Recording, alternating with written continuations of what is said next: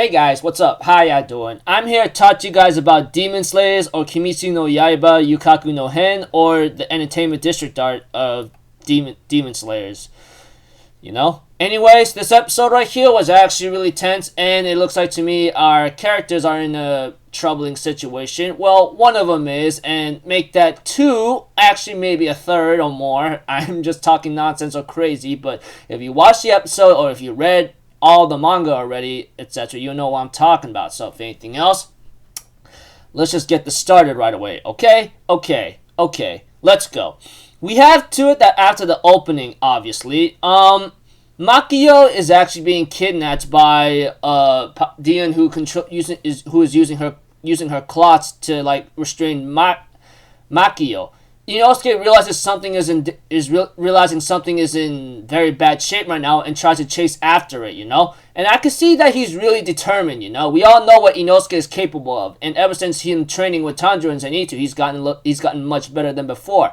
And he's been trying to go after this thing that's hiding in the ceiling or running in the ceiling, Sadly, however, Inosuke lost it on the way down, and we all know why. His senses are all covered up because he's wearing a kimono, Not to mention, he always been working half naked most of the time because that's how his body works, and that's how he's able to use all of his senses. And he's really angry because he lost he lost the person that, or the demon that kidnapped Makio. And he was about to punch a wall, but he ends up punching the man instead, which I go dang. It took me a while to realize that Inosuke did not mean to punch him, but he wants to punch the wall to stop that thing from moving. But sadly, however, he was unable to make his punch come in contact. As for Zenitsu, he ends up hearing a little girl being in tears right now and crying real badly. Zenitsu tries to go to her and tries to help her out, But we have that the Oiran ends up showing up, and I don't know what's her name, but all I know is she's some nasty she's some freaking nasty motherfucker because how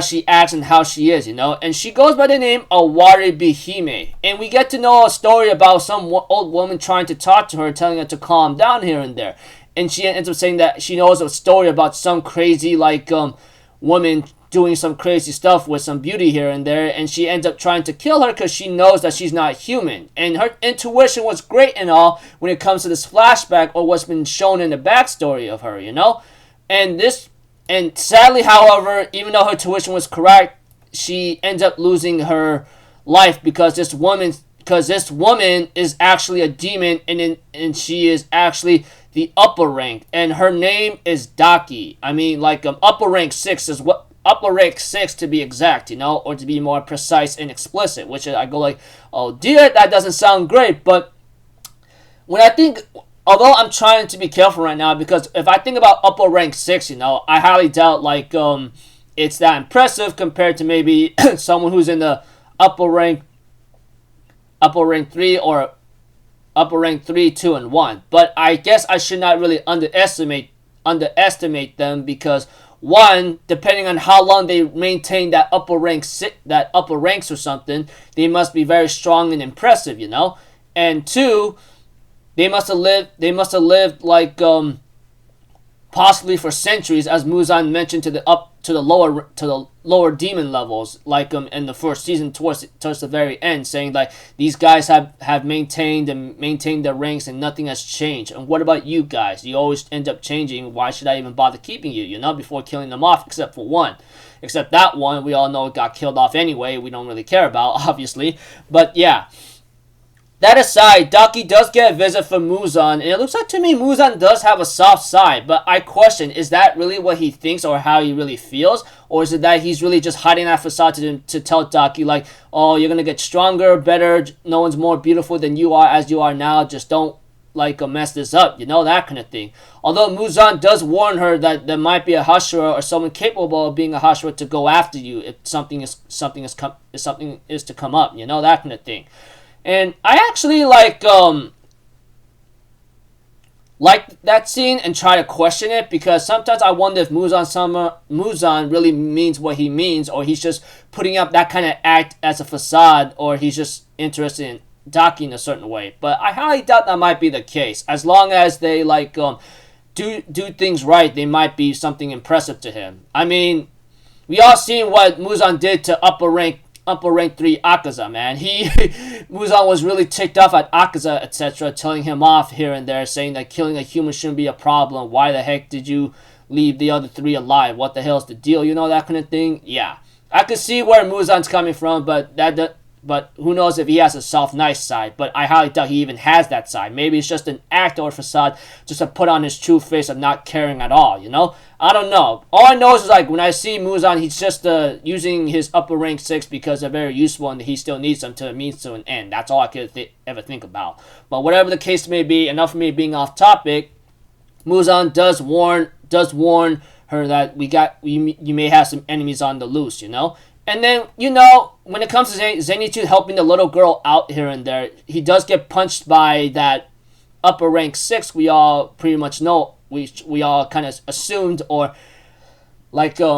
suspected or had suspicion of. And we have Zenitsu gets knocked out cold, and she's actually very smart. This upper rank 6 knows that Zenitsu is a demon slayer and that he only has a minor injury, which is really nasty and impressive. I mean, we all know that upper rank demons are not to be trifled with or to underestimate at all, because how powerful they are and somehow maintain the ranks up in there for centuries, for many centuries. I don't know, but whatever the case may be, there's a post-credit scene where Zenitsu is called Zenko, you know, and is about to is being treated upon here and there, etc., but later on gets kidnapped by a bunch of binding cloths that actually binded like freaking Makio, the moment we saw in the last week's episode ending and the beginning of this episode, you know, etc. As for Tanjiro, he's just doing fine himself. He's actually doing a very good amount of chores, and he's actually very quick and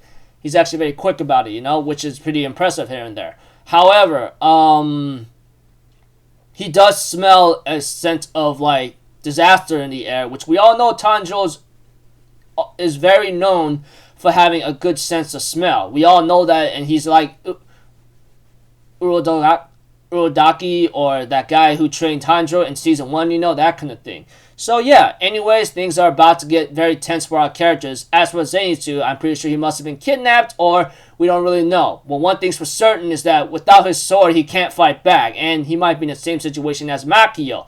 Whatever the case may be, I hope they'll be okay. As for Zenitsu, the one of Tengen's wives that he's looking for is actually called Hinatsu, and he's blending in well, but forgotten about that goal whatsoever. Whatever the case may be, it's really bad news for Zenitsu and Makio. As for Inosuke, he's going to be in a whole lot of trouble because he already did a lot of damage and crazy stuff here and there. Although I understand why he did that, because he's trying to chase down that crazy upper 6 whatsoever, but he's in trouble now. I don't know what's about to happen, but all I can really say is that, like, our characters seem to be in a tight spot, Inosuke and Zenitsu, but as for Tengen, we don't know what the hell he's doing, but I'm pretty sure he's doing his best to patrol around to the best of his ability. But whatever the case may be, I hope these guys find a way to show up and fight, man, because it's already looking pretty crazy. So until then, people, I'll see you guys in the next video. I'm Alpha Zero. Have a good day. I'll see you guys next time, alright? Peace out. Bye-bye. Toot-toot-toot!